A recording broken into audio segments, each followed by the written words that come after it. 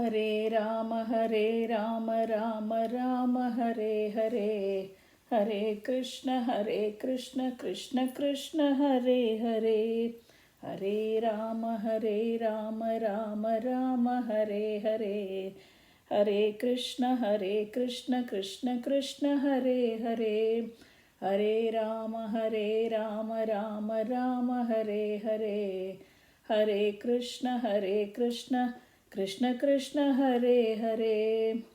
Chapter 5.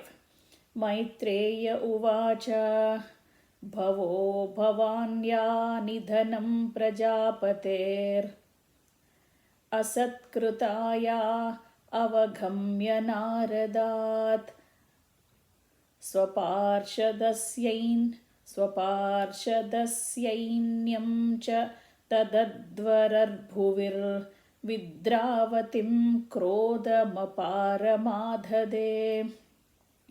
Maitreya said, when Lord Shiva heard from Narada that Sati, his wife, was now dead because of Prajapati Daksha's insult to her and that his soldiers have been driven away by Bhrigu, demigods, he became greatly angry.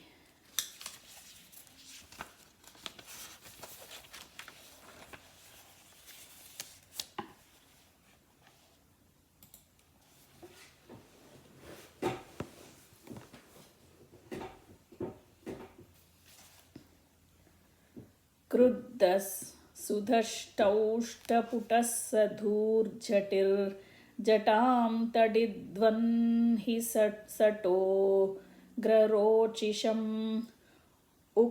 utkrutya rudra sahasottito hasan gambhiranadho visasarjatam bruvi.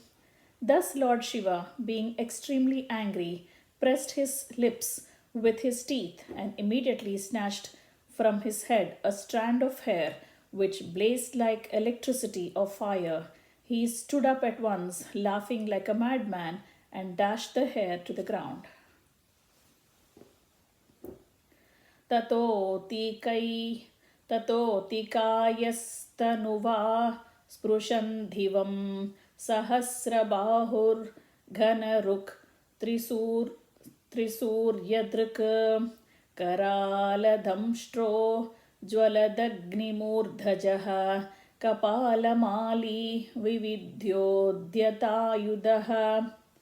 A fearful black demon, as high as the sky and as bright as 3 suns combined, was thereby created. His teeth were very fearful, and his hairs on his head like burning fire. He had thousands of arms, equipped with various weapons, and he was garlanded with the heads of men.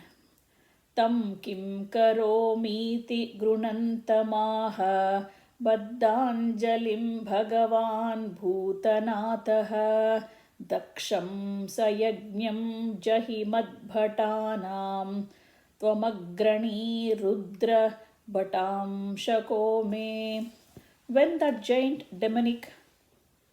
gigantic demon asked with folded hands, "What shall I do, my lord?" Lord Shiva, who is known as Bhutanatha, directly ordered, "Because you are born from my body, you are the chief of all my associates. Therefore, kill Daksha and his soldiers at the sacrifice." Ajñapta evam kupitena manyuna Sadeva devam parichakrame vibhum mane tadatmanamasangarang hasa. Mane tadatmanamasangarang hasa. Mahiyasam tata sahishnum. Maitreya continued, "My dear Vidura, that black person was the personified anger of the Supreme Personality of Godhead, and he was prepared to execute the orders of Lord Shiva. Thus, considering himself capable of coping with any power offered against him, he circumambulated Lord Shiva. अन्वीयमानः स तु रुद्रपार्षदैर्भृशं न तद्भिर्व्यनदत्सु सुभैरवम् उद्यम्य शूलं जगदन्तकान्तकं सम्प्राद्रवद्घोषणभूषणाङ्घ्रिः. Many other soldiers of the Lord Shiva followed the fierce personality in a tumultuous uproar. He carried a great trident, fearful enough to kill even death, and on his legs he wore bangles which seemed to roar. Atat अतर्विजो जनमानः सदस्याः कुकुभ्युदीच्यां प्रसमीक्ष्य रेणुं तमः किमेतत्कुत एतद्रजो भूदिति द्विजपत्न्यश्च दद्युः. At that time, all the persons assembled in the sacrificial arena, the priests, the chief of the sacrificial performance, and the brahmanas and their wives wondered where the darkness was coming from. Later, they could understand that it was a dust storm, and all of them were full of anxiety.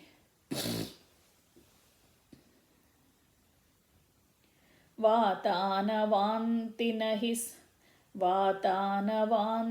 न हि सन्ति दस्यवः प्राचीनबर्हिर्जीवति योग्रदण्डः गावो न काल्यन्त इदं कुतो रजो लोकोऽध्युना किं प्रलयाय कल्पते.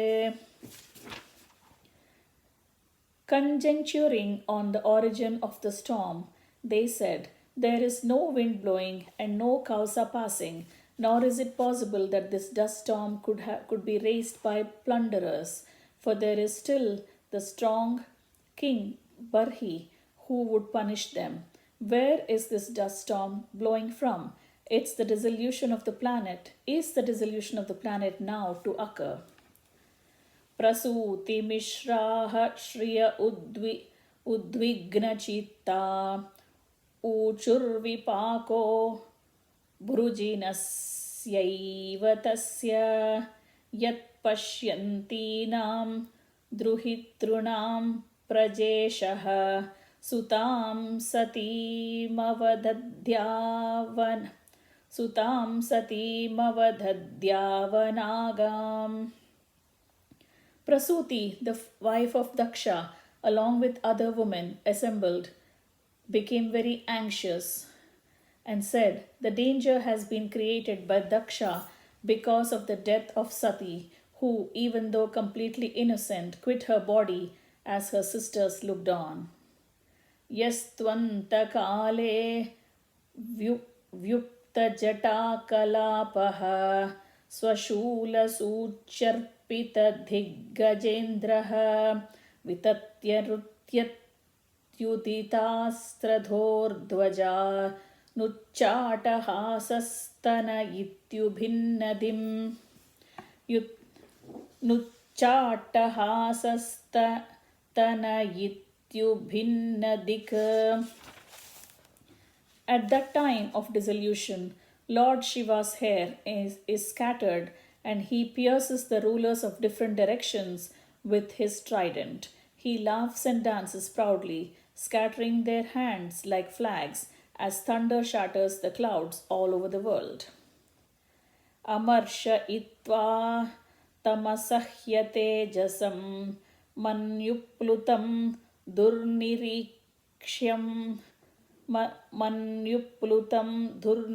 durnirishyam भ्रुकुट्या करालदंष्ट्राभिरुधस्तभागणम् स्यात् स्वन्ति किं कोपयतो विधातुः.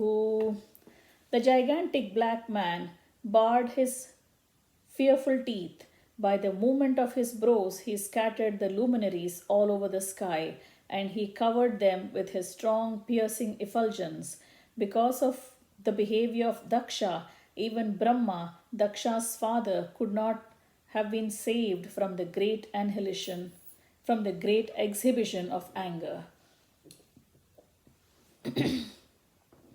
बह्वेवमुद्विग्नदृशोच्यमाने जनेन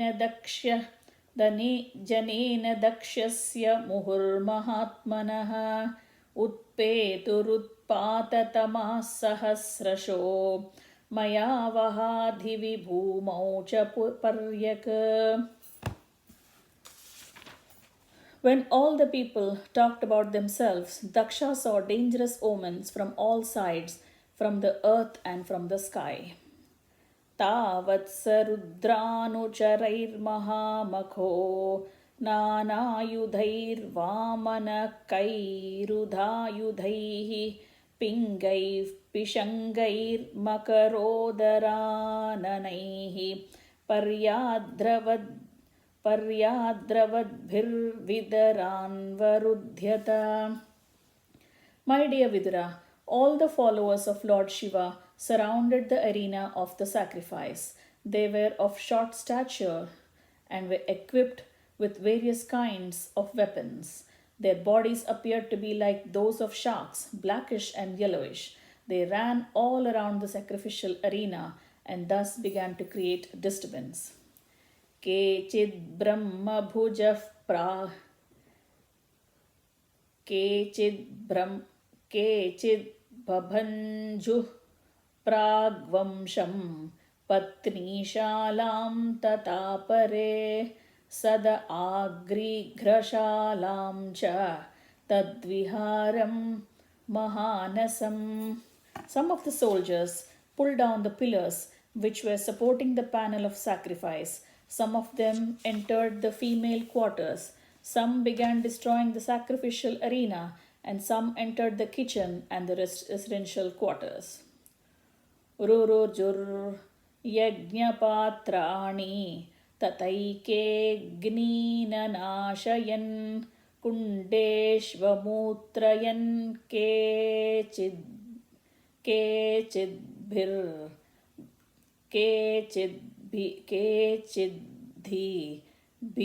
bidurvedhi mekalaha. They broke all the pots made for use in sacrifice, and some of them began to extinguish the sacrificial fire.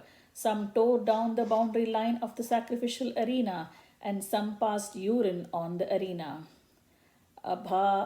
Abhadhanta muni nanye ye ke patni natarjayan apare jagruhur devan pratyasannana palayitan. Some blocked the way of fleeing sages, some threatened the women assembled there, and some arrested the demigods who were fleeing the pandal. Brugum bhabanda maniman veeramudrah prajapatim chandesha pushanam devam bhagam nandishwarograhin. Brugum Bhagam Nandishwarograhit. Maniman, one of the followers of Lord Shiva, arrested Bhrigu. Mani and Veerabhadra, the black demon, arrested Prajapati Daksha. Another follower, who was named Chandisha, arrested Pusha. Nandishwara arrested the demigod Bhaga. Sarva evartvijo društva sadasya sadivaukasaha tairardhamana subrusham gravabhirnaikadhadravan. There was a continuous shower of stones, and all the priests and other members assembled at the sacrifice were put into immense misery. For fear of their lives, they dispersed in different directions. Juhvata suvrahastasya shamashuni bhagavan bhavaha brugorulunche sadasi yohasachamashrudarshayan. yo hasachramashrudarshayan. Veerabhadra tore off the moustache of Bhrigu, who was offering the sacrificial oblations with his hands in fire.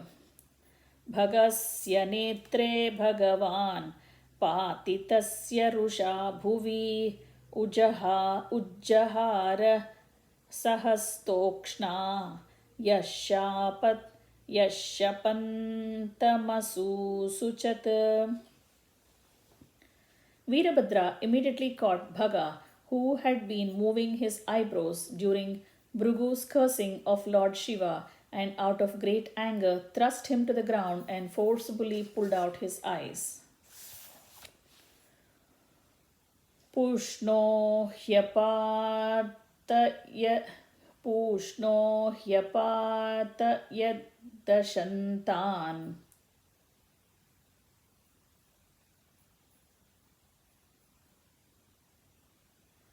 Pushno hyapata yadruntan.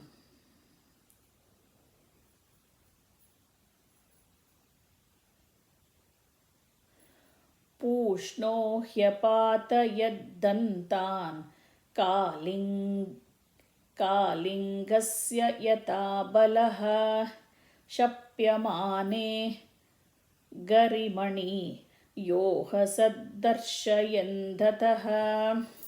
Just as Baladeva knocked out the teeth of Dantavaktra, the king of Kalinga, during the gambling match at the marriage ceremony of Aniruddha, Veerabhadra knocked off the teeth of both Daksha, who had shown them while cursing Lord Shiva, and Pusha, who, by smiling sympathetically, had also shown his teeth.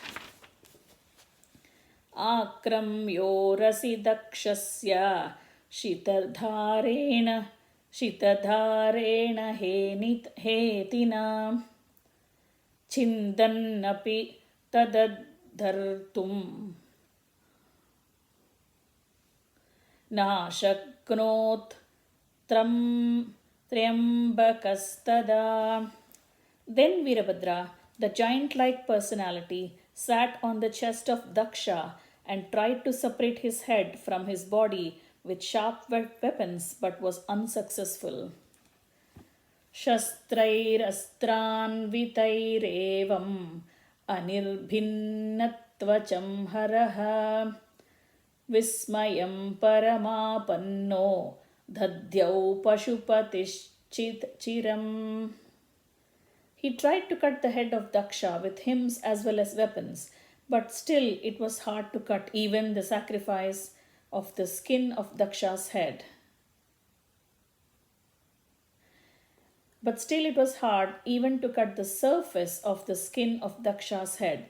Thus Veerabhadra was exceedingly bewildered. Drushtva samjnapatam yogam pashunam sapatirmakhe yajamana pashokasya kayatte naharan shiraha. Then Veerabhadra saw the wooden device in the sacrificial arena by which the animals were to have been killed. He took the opportunity of this facility to behead Daksha. Sadhu vadastada tesham karma tattasya pashyatam bhuta preta pishachanam anyesham tadviparyayaha. Upon seeing the action of Veerabhadra, the party of Lord Shiva was pleased and cried out joyfully, and all the bhutas, ghosts, and demons that had come made a tumultuous sound. On the other hand, the Brahmanas in charge of sacrifice cried out in grief at the death of Daksha. Juhavaitatchirastasmin dakshinaagnavamarshitaha taddevayajanam dhrugva pratishtad guhyakalayam. Veerabhadra then took the head and with great anger threw it into the southern side of the sacrificial fire, offering it as oblation. In this way, the followers of Lord Shiva devastated all the arrangements for sacrifice. After setting fire to the whole arena, they departed for their master's abode, Kailasha. Thus ends the chapter entitled Frustration of the Sacrifice of Daksha. Hare Rama, Rama Rama, Hare Hare. Hare Krishna, Krishna Krishna, Hare Hare. Hare Rama, Rama Rama, Hare Hare. Hare Krishna, Krishna Krishna, Hare Hare. Hare Rama, Rama Rama, Hare Hare. Hare Krishna, Krishna Krishna, Hare Hare.